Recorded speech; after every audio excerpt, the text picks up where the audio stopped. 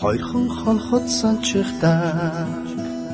хонгор багын андууд мэн 20 жил өнгөрсөн ч нэг гэсэн сэтгэл мэн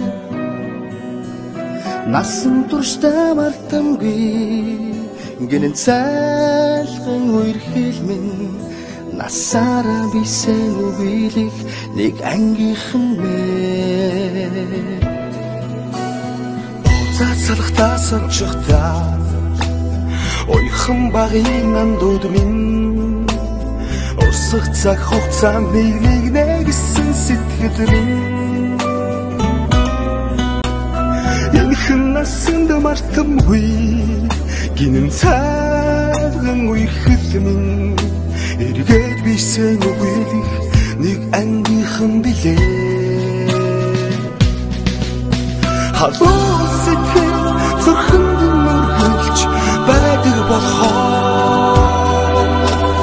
хайрлаж явдаг юм шүү би та нарыгаа хамтдаа өнгөрсөн уянаг жилүүрийн алтан дурсамж хамтдаа өнгөрүүлэх